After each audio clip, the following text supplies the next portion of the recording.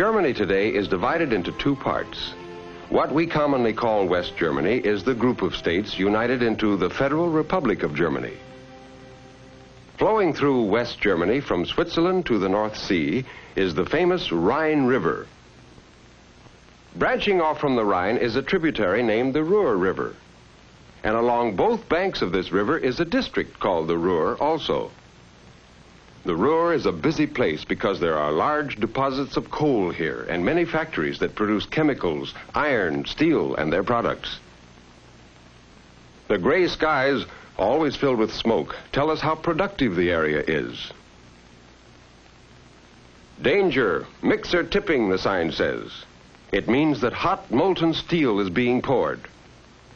Eventually, the steel is made into railroad cars, locomotives, and other products that are important to all of Europe. The people in these factories work hard to support themselves and their families at home. In Essen, a large city like our Detroit or Pittsburgh, we are going to meet a family named Müller. They live in an apartment house. Mr. Müller is known in Germany as Herr Müller. Herr Müller gets up at 5:30 in the morning while his 4 children, Rolf, Lisa, Marga, and Gertrude, are still asleep. Father, or Vater, as the German children say, starts breakfast with coffee to be followed by bread, butter, and sausage. Before Mother, or Mutter, sits down to breakfast, she goes to wake the children while her husband reads about the world's happenings in this newspaper published in the Ruhr. The children would like to stay in their comfortable feather bed with its ruffled pillowcases, but they go to school, as all German children do, at least until they're 14. After breakfast, Herr Müller leaves for work. At this hour, the sky is always gray with smoke, especially on a cold December day like this. And since the factories begin early, there are people already on the street waiting for streetcars and buses to take them to work. Not far from his house, Herr Müller boards a streetcar to go to one of the Krupp plants. Krupp is a large manufacturing company as famous as Ford and General Motors are in the United States.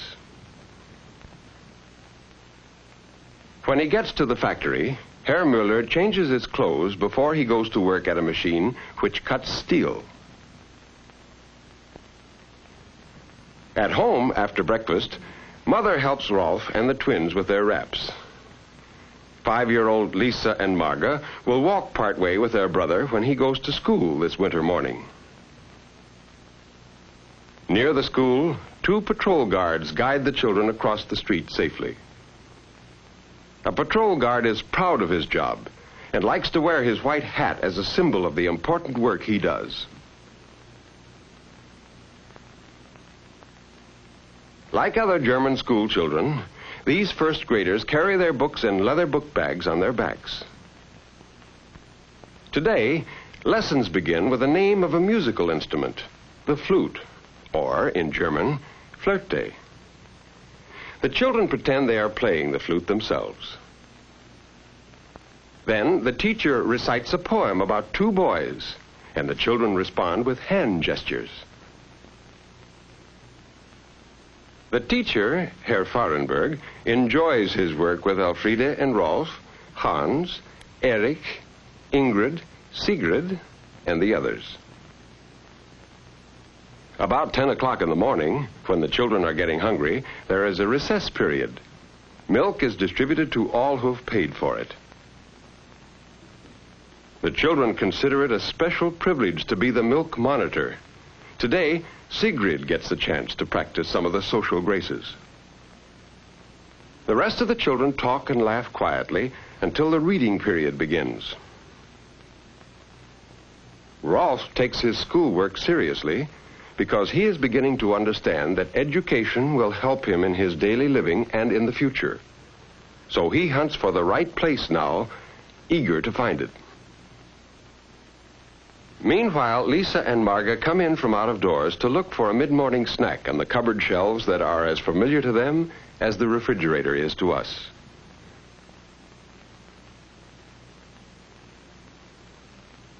A bit later, it is time for lunch at the Krupp Works, and Father Müller is hungry too. In this clean-looking factory cafeteria, a substantial meal is ready: meat, potatoes, vegetables. The workers do not have a choice of dishes, but the food is appetizing and plentiful.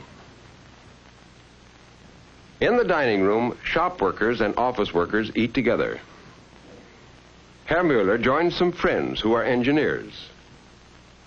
They talk about the factory and about questions Herr Müller will ask the representative of the union, to which workers of different crafts in this factory belong.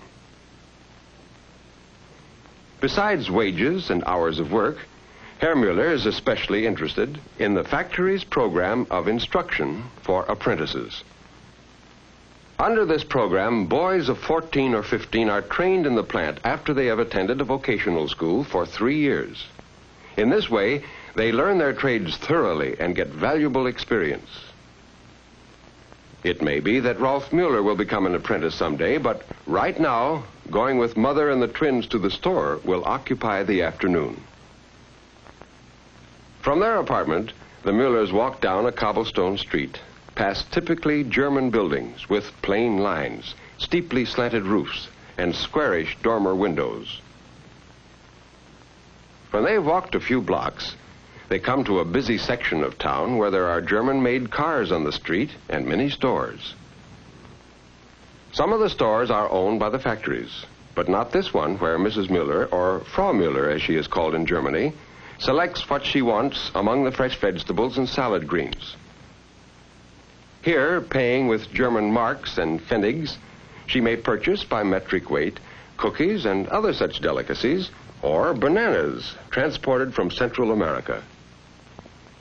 Such a modern aspect of life in the Ruhr is in contrast with the fish peddler who cleans your supper before your eyes and gives his surroundings an old-world look. These contrasts between the old ways and the new ones can be seen everywhere in Essen. Here is a building that, in style, looks backward to times gone by. Yet not far away is a church so modern in design that seeing it is like peering into the future. The children living near accept the modern look of this church as readily as they do their newly built houses. They take change for granted, as we do. And just as we do, most of them love to play outdoors. This little girl makes up a game of her own.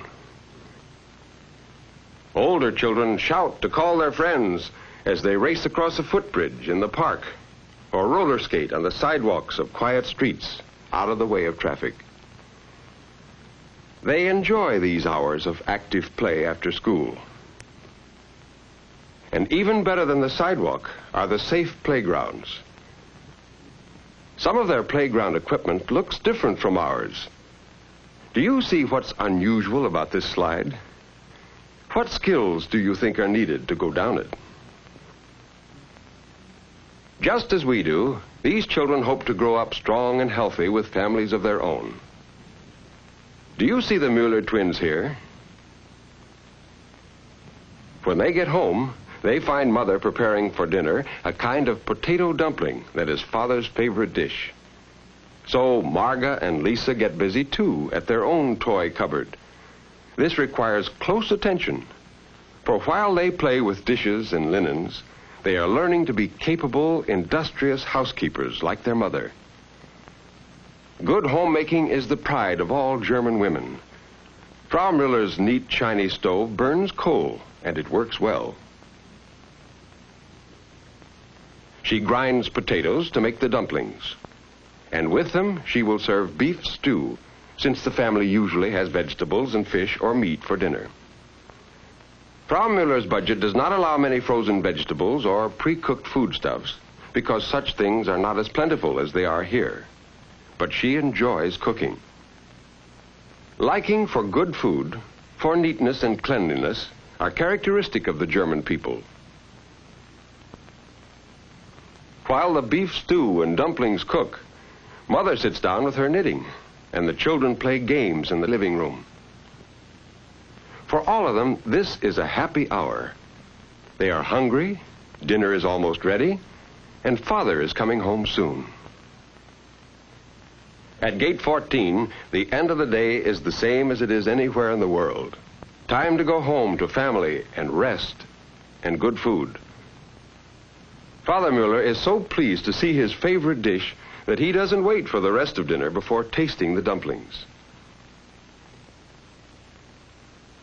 But the family does not linger over dinner, for downtown, the holiday signs and lighted stores beckon the Muellers to come and do their Christmas shopping. What will they find on this familiar street? It is turned into a bright fairyland. The twins do not know about Santa Claus, but look for the angel child called Christkindl, and for a Christmas man they call the Weihnachtsmann. Both, they hope, will bring them presents. And in these windows, the children are sure to find autos and skates and games made by Germany's famous toy makers to fit the pocketbook of the Mueller family's own present giver. Here are plenty of dolls and animals and birds, gay storybook creatures to excite the fancy of all children. Many of these windows contain items the Muellers just like to see on display. For Christmas is the time to walk through fairyland, to look, to wonder, and to dream. The message of Christmas, with its deep religious dream of goodwill to men, comes to the Muellers again as they go together to Mass on Sunday morning. They are wearing their best. Father Mueller, the long leather coat so popular here. There are equal numbers of Protestant and Catholic worshipers in the whole of the federal republic we call West Germany. But in the Ruhr, there are more Catholics than Protestants, and the Muellers go to the Catholic church in their parish. After the service, the streets are crowded with people seeking the amusements and the quiet relaxation offered in the city of Essen on a Sunday afternoon. And indeed, it does get quiet. In the suburbs, weekday traffic practically disappears, so that the bicyclists have the roads almost to themselves. But the absence of hustle and bustle does not mean that people are not enjoying their leisure. They often gather in restaurants for social good times and for the sports they like. Here the game is skittles, a kind of bowling. Jumping out of the way of the ball is not part of the game, though it's safer in this amateur contest where the score is higher on laughter than on points. But Sunday afternoon hours still grow long when you are the age of the twins, seeking adventure. There must be some excitement around if you knew just where to look for it. Real surprises can come your way. And sure enough, they're here. Grandma and Grandpa, or as the children say, Großmutter and Großvater. Frau Mueller's parents and her sister Louisa have come to see the Mueller family. They have come to share that warm, comfortable state of hominess the Germans call Gemütlichkeit. This cozy companionship, the good humor, the customs of respect for age and experience, and the polite manners which exist among the very young, all support the strong ties of confidence and love that bind a German family together. And so, before the children go to sleep under their big feather bed quilt, they repeat the prayer so often heard in German homes. Müde bin ich, geh zur Ruh, schließe beide Äuglein zu. I am tired. I want to keep both my eyes closed now and sleep. Father, let your eye instead look upon me in my bed. Let this family be blessed. In your hand, God, let them rest. Every person, small and grown, shelter, Father, as your own.